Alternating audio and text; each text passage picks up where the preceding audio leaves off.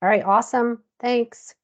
All right, good afternoon, everybody. My name is Michelle Rosato, and I work at the Connecticut Department of Education. I want to thank everybody for joining us for this afternoon's webinar, specifically geared for SSD coordinators, of course, test coordinators as well. We're going to talk about accommodations and setting these approved accommodations into TIDE and getting ready for the Connecticut SAT school day.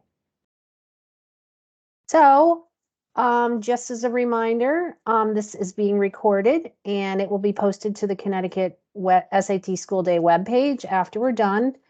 Right now, we have the copies of the slides on the website, but we will add the recording as well. And if you have any questions, just pop those into the chat.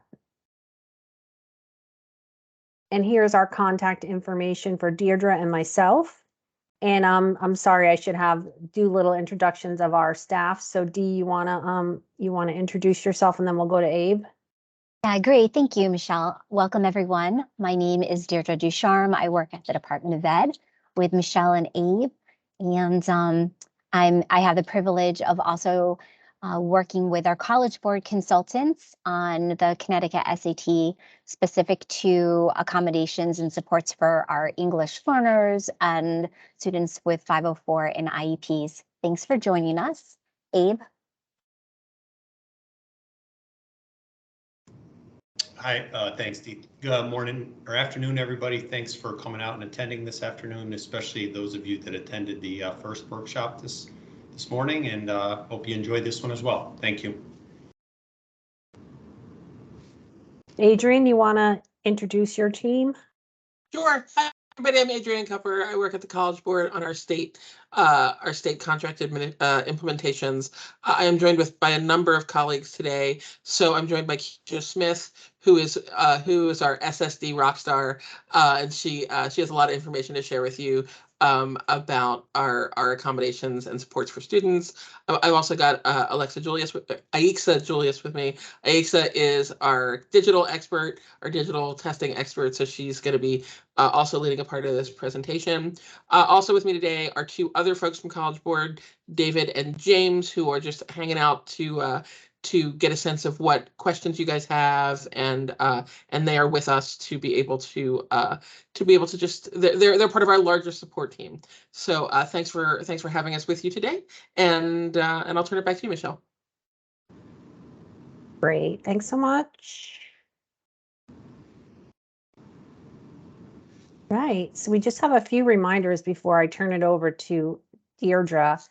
And actually want to back it up, and I had said this before and just want to reiterate, thanks to all of our counselors out there. It's National School Counselors Week. Thank you for all the work that you do to support our students and families. And I want to also thank everyone else on the call, because you're all doing valuable work. Even if sometimes you might not think about it, you really make a big impact on students and families. And a special shout out to my favorite administrator, Sarah, who is on the call. I know that she is. Thank you for all your support, Sarah. All right, so these are the test dates that we have for this year. And just to remind everyone, your school is able to choose whatever one of those possible test dates in March that you want to use. You can also use the March test dates to do any makeups that you have. You don't have to wait until the April test dates, but you're more than welcome to use the April ones as well. All right, we have a various communications that we send out, our newsletter. Our website has all the information. I try to add everything that's up to date. That's where I put the slides. We have electronic copies of the manuals that you're going to be receiving next week. Those are posted there. And then the digital test website should also be bookmarked for you. That's how you can get to College Board TIDE, the TA interface, plus a variety of resources that you need to support your work on the digital test. And just a reminder about student registration. We kind of went into more detail about this morning, and I also sent an email out. I think it was the beginning of January with the dates that we're going to be submitting files. So if you have questions about why a student might not be showing up in College Board TIDE, it has to do with PSIS registration. You can certainly reach out to me and I'm happy to provide you more information. And you can work with your PSIS coordinator. If you don't know who that is, I can let you know who in your school district works with PSIS. So, all right, so I'm going to turn it over to Deirdre. Great, thanks, Michelle. Since we are at this this turning point in February with accommodations, you as SSD coordinators have already completed a bulk of your work related to gearing your kids up for the Connecticut SAT school day. So up to this point, you've worked with your students to determine which accommodations they want to test with per their IEP and 504 plan. Perhaps you've made updates to your students' SSD account. Maybe you have new kids, new 11th graders this year, and how to add accommodations for those students. So the deadlines for SSD occurred on January 31st. And if you are waiting for approval from SSD, just know that there is a few-week turnaround, but College Board, SSD, the team is working diligently to make sure that all those accommodations are reviewed and approved. And if there are questions about specific accommodations that are entered, they may reach out to me and I'll follow up with you if more information is needed. Or reciprocally, if you're waiting for input from College Board and you want to reach out to me, then I'd be happy to work with you and the College Board to make sure that we have those accommodations reviewed and in place. And this also applies for your English learners, multilingual learners that may qualify for the 50% extended time. If you haven't entered their supports in SSD, you want to make sure that you do that as soon as possible, because our students can actually use that extended time unless they're documented and approved in advance in SSD. So at this point, during this training, we will provide some next steps as far as what you'll need to do to prepare your students who are eligible for accommodations, how to get those accommodations entered in TIDE, how to allow your students an opportunity to practice with these digital accommodations, et cetera. And so that brings us to this specific slide here. Our recommendation is that you allow your students ample opportunities to log on to the College Board digital practice test so that they know how to use certain digital accommodations and to ensure that if the embedded version of the accommodation doesn't work for them, in other words, if it doesn't meet their access needs, there may be some backup accommodations that we can provide through the form of a paper pencil test. So just as a reminder, the accommodations that you're submitting for in SSD really apply to the paper pencil test that kids take. But when we're preparing kids for the upcoming SAT school day, because it's digital, you're going to have to do a little bit of tweaking to determine what the digital accommodations look like based on paper pencil accommodations. And we'll go into a little bit more detail about that, especially related to students who may be eligible for print or visual accommodations such as MP3 reader, human reader, and what those accommodations look like in TIDE for digital testing. So this screenshot includes a link for the digital test preview, and you can set these accommodations per the accommodations listed on the non-standard administration report. So based on what those accommodations are, your students are approved for, you can set them through the test delivery interface here, and then allow your kids an opportunity to try them out. And you may need to show your students how to use the accommodations as well. Next slide. We have training resources for you as coordinators and specifically SSD coordinators. So the Digital Coordinator On-Demand Training does have a module that provides information on how to support your students who are testing with accommodations. So in addition to this specific training and a lot of the resources that we have available on our website, their College Board does provide a variety of resources, both electronically and through this training module that will give you some details about what to expect with digital testing. Another example of training is through Tide. So if you are an SSD coordinator and your action is to take those accommodations from the non-standard administration report and translate them into the digital accommodations, you'll want to review the Tide test setting guide and the module that will walk you through how to use the Tide system, how to set those student test settings so that they work when the student is ready to take the test. And you should have access to, if you're an SSD coordinator, your test coordinator will have the ability to create a user access for you. And if there are other school administrators who will support this work as far as entering student test settings in the Tide system, the school coordinators will be able to set up staff user access in Tide. And depending on the level of permission access, the more senior the administrator is, then more than likely they'll have the permissions to actually go into the Tide test setting and set those supports. So we've showed on the screen how to actually go into the Tide system. And if you're familiar with this process from last year, really there aren't any differences in navigating Tide. Just a key reminder is that the users do need to be populated this year. So there is no carryover from the 21-22 school year. So our coordinators will have to add users either manually or through an upload. And then again, based on your non-standard test administration report, you'll go ahead and populate those student test settings. Next slide.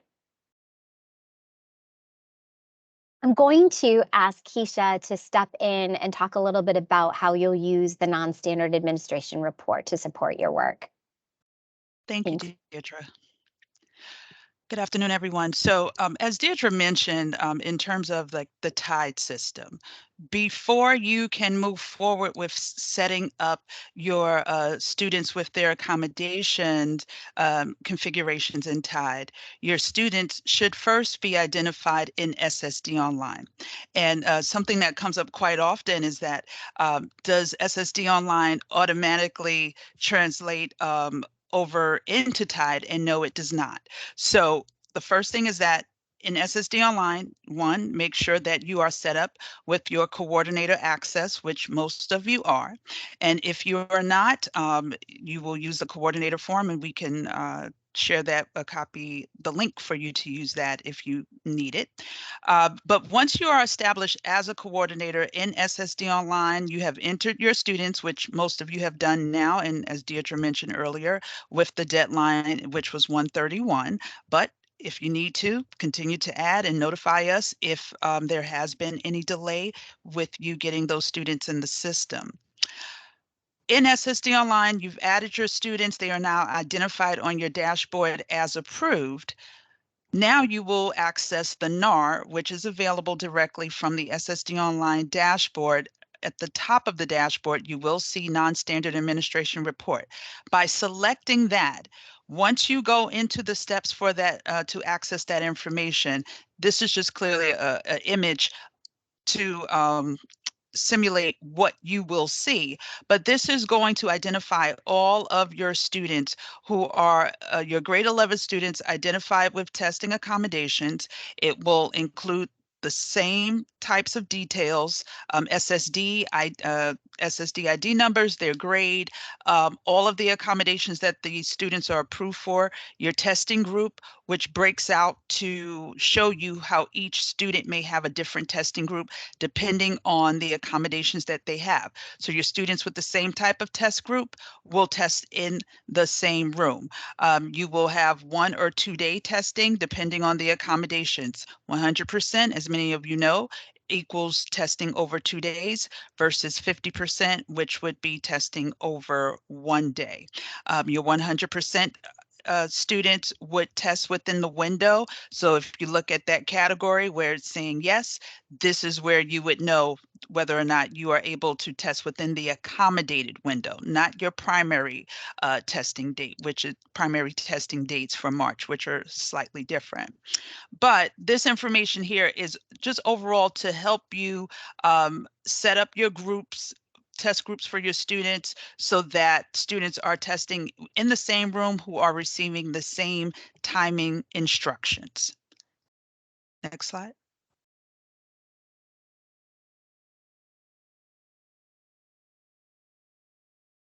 So here with using the digital testing mode, there are some differences compared to just paper pencil, which we can we'll talk about that briefly as Deirdre had also noted earlier.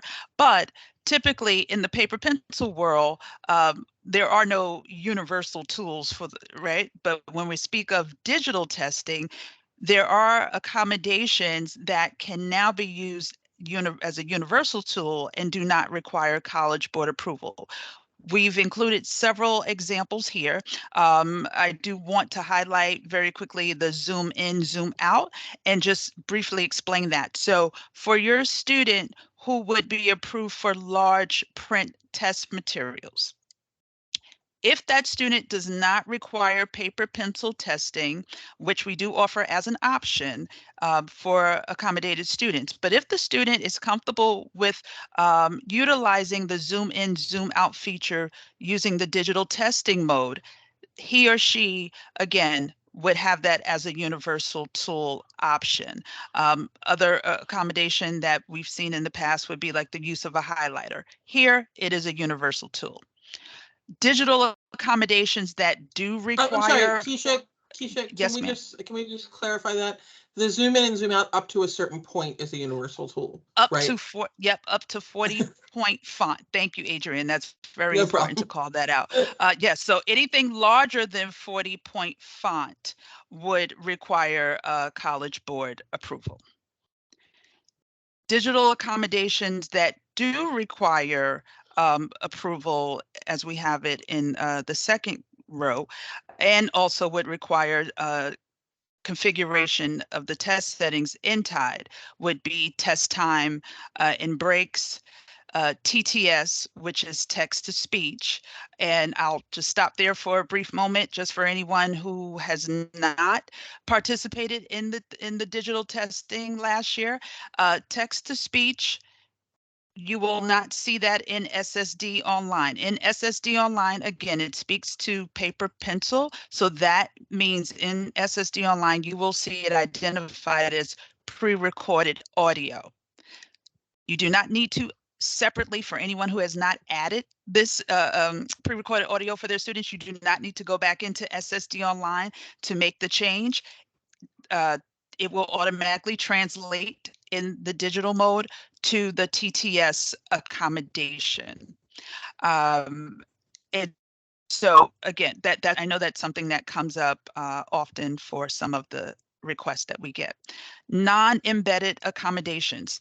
These are accommodations that are not flagged in TIDE to require you to do a test setting configuration. So for example, small group, we have several examples here of if a student uses food, drink, and medication as an accommodation, if they have the use of a handheld calculator, if they require the use of the human scribe, which would be delivered as via paper pencil. If the student does not require the human reader and they are able to test digitally, for testing, it will automatically translate to text to speech. But again, this will vary depending on the individual need of your students. So you may have multiple students with the human reader accommodation, but possibly one, based on the severity of their disability, would still require paper pencil.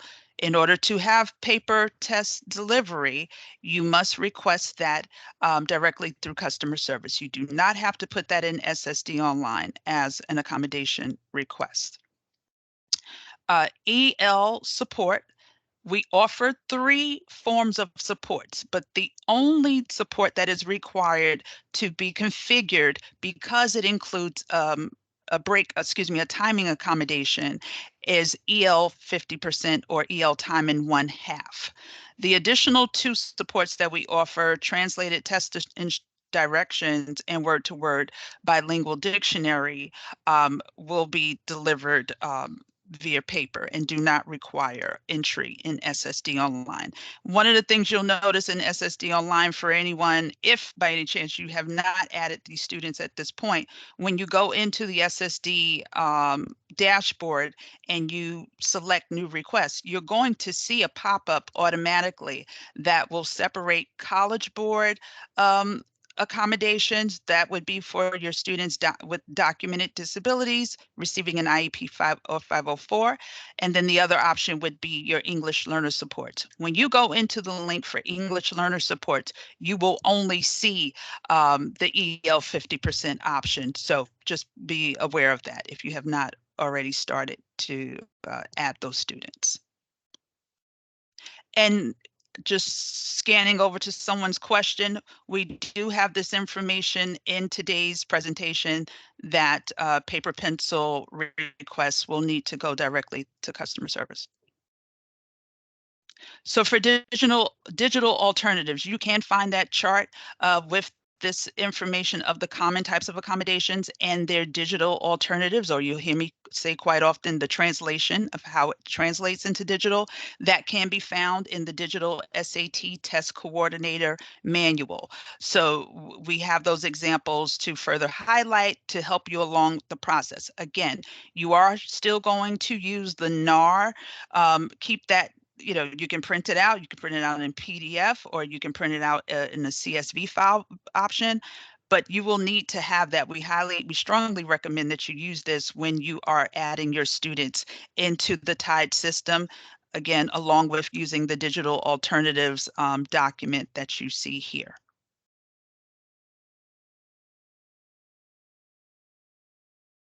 So we are going to briefly just touch on the paper test book as an accommodation. Again, reiterating what we've already said, but that there are scenarios where there are some students who may need to test with an accommodation, possibly a visually impaired student requiring Braille, or a paper test because he or she is unable to sit using the digital test mode. And when that is the case, the student has the ability to opt out of the testing for digital and request for paper-based testing. You would, again, simply need to make that request directly through customer service. In the event, I've seen it and it's okay, it's human error. In the event that we receive the request as a paper accommodation in SSD Online, we do release a letter not approving the student, but providing you with the language that will redirect you to contact customer service in order to place that order. For these students, they must be documented with an IEP or 504, and again, have no other way to access the test. We have posted here also the deadline to request for paper test books, and that deadline date is March 15th. We also have provided the phone number and email address to contact for College Board for CT SAT School Day, and then also our school day customer service number. If you, as you're approaching March 15th, if you're a few days past that date, that is perfectly okay. We understand, but please notify Deidre and Michelle so that we can make sure that the paper test orders are placed for you.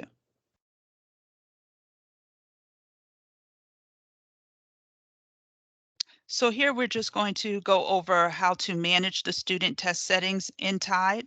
So again, what we are explaining here is that for digital accommodations, in order to deliver the test, it will be offered in through the TIDE dashboard. So all students that are taking Connecticut SAT digital assessment will use the secure browser. The digital alternatives for College Board approved accommodations must be enabled in TIDE before test day. So it's important to set that up prior to your students taking the exam, so before test day, and that the test settings and tools menu will allow you to assist you throughout the process with the test configuration.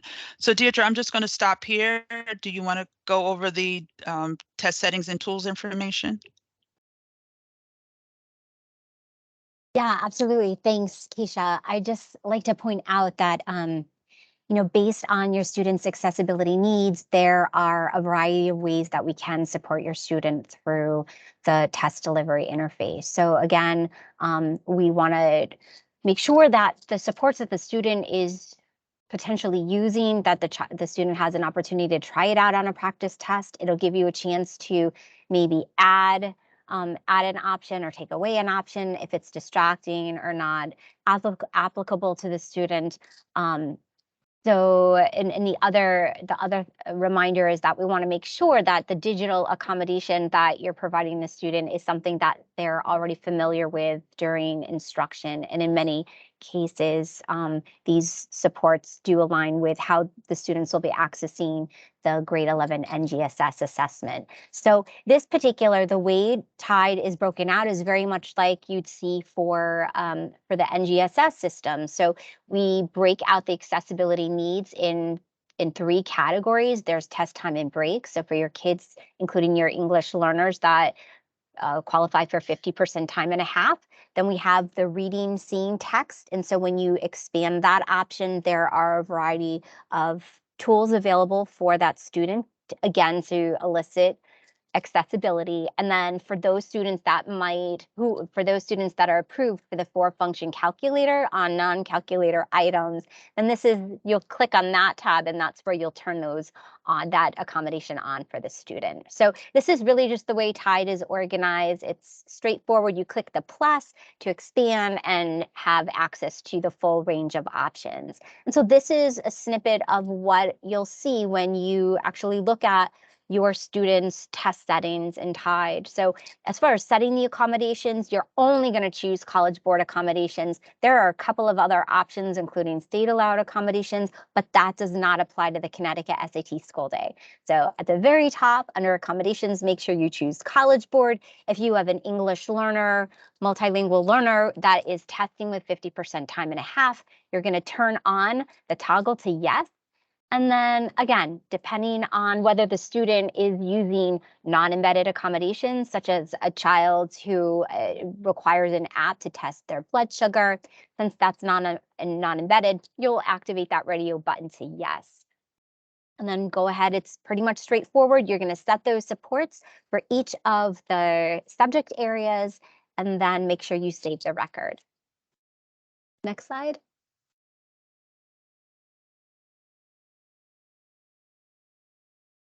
Okay, and I already spoke to this, so this just gives you a deeper dive as far as what you're going to select when you're prompted to choose the College Board accommodations.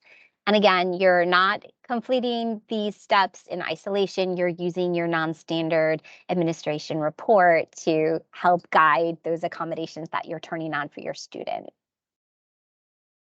And I would say most of the accommodations that you provide your kids are embedded, but again, there may be times that you're going to choose the non-embedded, like if you have a student that's testing, in addition to the embedded accommodations, maybe they're testing with breaks. So you might need to choose that non-embedded accommodation. And here's a scenario for this is since most of our students with accommodations do test with some type of accommodated time, for instance, beyond breaks as needed or something like that. This is where you're going to choose time and a half for the subject area. So for students that are approved for time and a half for reading, that time and a half extended, that extended time applies to all tested areas. So you're just, again, going to activate that for math and for writing and language. And the SAT, the SAT essay is listed in the system, but you can leave that blank since our kids aren't going to complete the essay. And then the same would apply if you have students that are testing with double time. So again, you set the time for each of the appropriate tested areas. And this is what, if For instance, if the tested area, the extended time doesn't apply to a specific subject, such as your student uses the 50% extended time for math, but not ELA, then you can keep the test time defaulted to standard. And then as indicated on this, if you just go back to the slide before for one moment, just to remind you that once you set the supports and accommodations, you can print out your test tickets and then use those test tickets to prepare your students in the non-standard test rooms for that specific test time. So whether it's 50% or double, we want to make sure that students are in a test group with a like time test. And so Deirdre, with this particular slide, I just want to address this because I know this is one of our popular questions when we get to this slide. So for students approved for pre-recorded audio in SSD Online, again, it will translate on test day to text-to-speech. There are two options for text-to-speech, and it will be determined at the local level at your school. So the first would be text-to-speech or TTS read text only. That will be for the use of 50%. You will still need to set the timing for 50% for the read text. And then the other option is read text and graphics. Read text and graphics is more common for our visual students who would need to only not just hear the audio of the test, but they also need the descriptions of graphics, more so when they're testing for the math section. That accommodation for TTS with read text and graphics is 100%, and it's automatically testing over 2 days. So again, those are the two different options. I do see this coming up in the chat, and we have been addressing some of the questions that have come up related to it, but I wanted to make sure that we go over that. Also, with the TTS accommodation, you can test multiple students in one room because it is a test delivered through audio. All students will have on headphones. But again, remember, there are differences in terms of the timing. So that's the one takeaway. So your 50% timer students should be in one room if they're receiving TTS read text only versus your student who would require TTS with read text and graphics who will test over 2 days. So students with TTS and time and 1/2 will be 1 day. That is correct. Time and 1/2 is equal to 50%. And this will also be on your NAR, Samantha, but it will just be identified as pre-recorded audio. So that's the one thing to remember. And again, this is why we want to make sure you use that digital alternative document as well, just to verify that you're seeing the translation to that accommodation in the digital mode. Keisha, there's a question in the chat about students that require accommodations or may have a need for medical accommodations, but they're not currently attending school. And so it looks like for this particular scenario, the student's homebound. So if you have students that are physically unable to attend school, and if you are providing instructional supports to them in the home, these students certainly are allowed or afforded accommodations. And so in a situation like this, I recommend that you give us a call. Feel free to give me a call and I'll loop Keisha and we can make sure that we are able to establish accommodations that meet your students' needs. Yep. And there's a question about small group testing. Small group testing is considered non-embedded. And I just recommend that, not only does that accommodation need to be requested and approved in SSD, but then you'll want to review your student's 504 or IEP to determine what type of small group setting the student needs and is accustomed to testing in, so that you can mirror that type of testing group for the student. Okay, so scenario 3 talks about how to document in TIDE an accommodation for students approved to have food, drinks, or medication during testing. And so when you log on to TIDE, you're going to choose actually, the next slide is going to show you that we've set the non-embedded accommodation to yes, because this is something that's not provided by the test delivery system. It's something that you're allowing your student to either have access to their device based on what the approval in SSD, or again, for your student to have access to their food or medication. So that's considered a non-embedded accommodation, and you'll select that as such in your TIDE system. And again, if that is an accommodation that has to get approved. So if for some reason it wasn't requested in SSD, make sure that you do get that approval. Right, next slide. And then we talked about our students who may benefit from extended time, our English learner multilingual learners. And so they are, for students that need this support, they are afforded this extended time for all tested areas. And you'll want to set, again, make sure that the requests are made in SSD, that they're approved. And then based on your NAR, you'll go ahead and populate those students in TIDE. So we've already touched upon this, but because unless your English learner is duly identified as an English learner with a disability, you're going to choose from the English learner tab. You're going to turn that on. And then the only accommodation/support that you're going to see for activation will be related to the test time and break. So you'll go ahead and set that to 50% across all subject areas.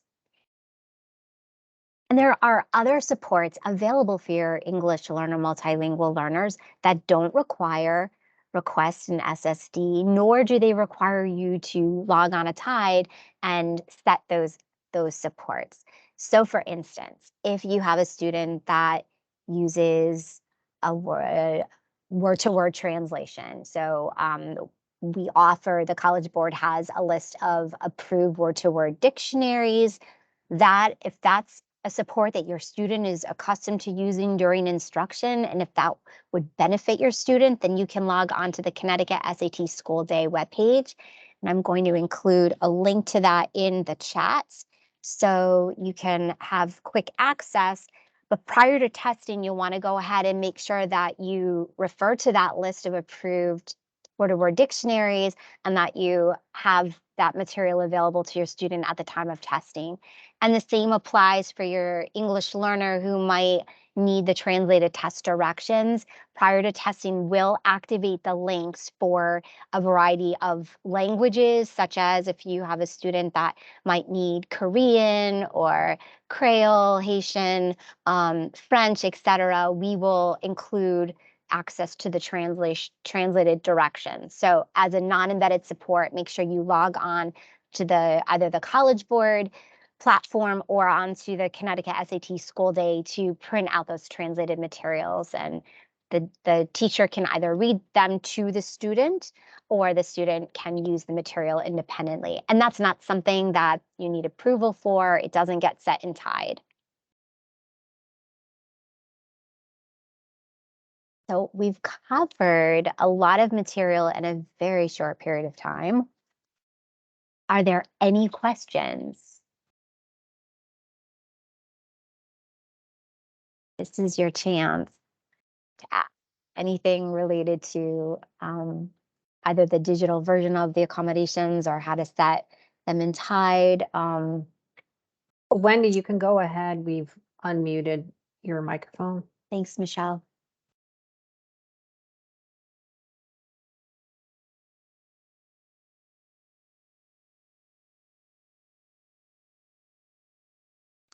So I'll just jump in really quickly before anyone. I just want to go back to the TTS because I see that it does come up a couple of times in the chat. Is there any discussion that text-to-speech to become?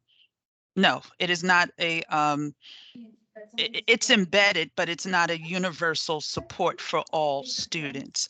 It is based on that the student is unable to read on his or her own and must listen to the entire test. And just jumping back to the question about the human reader. So the human reader in paper pencil, right? So that automatically would include 50%. When students are testing through the digital platform, it translates to TTS. So the student would also receive 50%, assuming they are not approved for 100%. In addition to that, they must be approved if they're already approved in SSD Online with 100%, then that is different. But it translates to the TTS in the digital platform. But if you have a student who cannot sit with the digital test mode and would still require that human reader, you will need to contact customer service to order the paper pencil materials to be delivered so that he or she can have the human reader in the classroom. And that would be in a one-to-one setting, because it is not, the student would not be sitting with the audio version utilizing headphones as the TTS students will have. So can I ask my question? Yeah, go And I ahead, have Wendy. two questions. One, is there a place like the PowerPoint that was presented that we could print a copy out? Can you hear me? Yeah, the PowerPoint is on our website. I believe that Deirdre has included a link to that. We've already posted it. So the links that I tried to open, I put my email in, my name, and it does not let me open them. Are you talking about the online training modules? Well, there were online training modules. I did get the, and then I have a second question about the dictionary for EL students. Yeah, so those training modules, it doesn't let me into them. Okay, so for the training modules, you have to check you need to check your own browser, because you should have gotten a note that said if you're blocking pop-ups, you'll need to click on something. So the links are accessible for people, but if you have a pop-up blocker in your browser may be what's blocking it. So you're going to need to take a look at that, or get the tech person at your school to help you with that. But the links are accessible for anybody to use. All you need to put is your name and your email address. For this deck, though, like this training deck that we looked at, Deirdre put a link at the top of the chat for that, and that doesn't require any name or email to be entered. It just takes you directly to the link to the document on the CSDE website. Okay, and then I'm sorry, I just didn't understand. Oh, okay. For the dictionary for EL students, they could access it during the test. It's a word to word. So what it is the College Board published their approved list of word to word glossaries. So there are no definitions that are included in these glossaries, but essentially the document identifies the title of the glossary. They include the ISBN as well as the publisher date. So you will use this list to select the appropriate language and material that can be provided to your English learner. And again, this is only if you have an identified ELML that uses the word-to-word glossary during instruction. More than likely, these are resources that you already have in your classroom. But if you're looking for the list of those materials that are approved by the College Board, the list that we have online does give you the guidance as far as the publications that are acceptable. And I'm including a copy of that link in the chat. And just to take this opportunity to remind you that for all state standardized assessments, we have a set list of allowable word-to-word glossaries. So sometimes we get questions about having kids go online, or maybe there's some translation app that they're accustomed to using in class. And while that's great during instruction, we don't permit that on standardized assessments. So we ask that you refer to this publication with the list of approved supports. All right, thank you. You're welcome. So I did want to jump back to a question that came up from Samantha. For clarification, a student who has large print book answer sheet can use the universal tool Zoom up to 40%. So yes, if the student has, again, if they're identified, whether or not they are identified in SSD online, Universal Zoom will allow the student can use it up to 40%. In most cases, right, this would be your most severely impaired student who would require that level of large font. So, you know, we're typically not seeing that. And in most cases, that student would probably already be identified in SSD prior. It is possible. But for most students, we're finding that when they are using Zoom, they're utilizing typically 18, 20, 24. That's the more typical size that we're seeing students increase with the Zoom. But by default, the system is set up to 40%. And for those kids that might need a larger Zoom feature, you might test them in a 101 setting, and you could provide a larger monitor or screen for them to access their assessment. So that's an option too, in order to give the student an opportunity to take a digital assessment. There's a lot more flexibility with our other assessments because you don't have to request those accommodations in SSD. So I think if you have specific questions about students with who require visual access that may need to be customized, just reach out to me. And like I said, I'll pull Keisha into the mix, and we can make sure that those accommodations are either reflected in SSD or that we have a way to allow you to provide added supports for online testing. So. Right. And it's Yeah. not uncommon that we see those types of requests. So just, you know, adding on to what Deirdre said, like we want to make sure that the test is accessible to students, and we'll ask the questions like, well, what are you typically using in the classroom?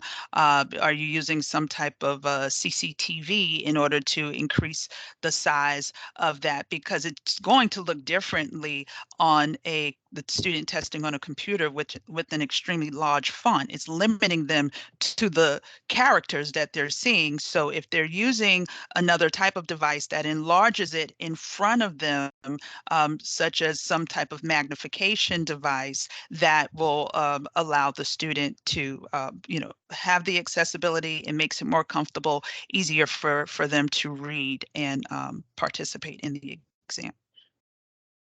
Keisha, there's a question in our chat about providing a human reader. And I just want to clarify that the guidance for College Board SAT School Day is different than NGSS. But if you have a student that needs a human reader, and in other words, can't access the embedded text-to-speech, you have to order a paper pencil test booklet. That student will not test digitally. So that student who requires a human reader will test in a 101 test setting. When you receive your test materials, the teacher will have a script that they're reading from as a student takes their paper pencil test. For science, you can have a 101 test setting set up, and the teacher can read verbatim from the student's test screen. But that's not allowable for SAT, and even for kids that need a scribe. If a student needs a bubbler when they're taking the digital assessment for the Connecticut SAT School Day, then what you'll have to do is request paper pencil booklet. And again, the teacher will transcribe any of the students' dictated responses. So the rule of thumb is to make sure that those requests are made in SSD, that they're approved. And again, if based on the digital options for those accommodations, if they don't work for your students, then refer to the accommodation crosswalk, because we there are instances in which the paper pencil assessment is appropriate.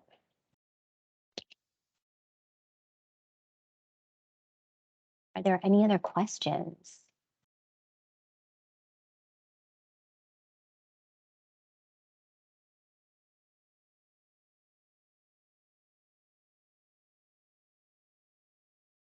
Well, thank you for taking time out of your busy schedule to join us today. Again, we're only a phone call or an email away. We appreciate all of the work that you do on behalf of your students, and we appreciate your partnership year after year. And we certainly hope that this upcoming test administration is smooth and successful for you and your staff. So without further ado, thanks for taking some time out with it and to spend with us this afternoon. Michelle, is there anything else you'd like to say?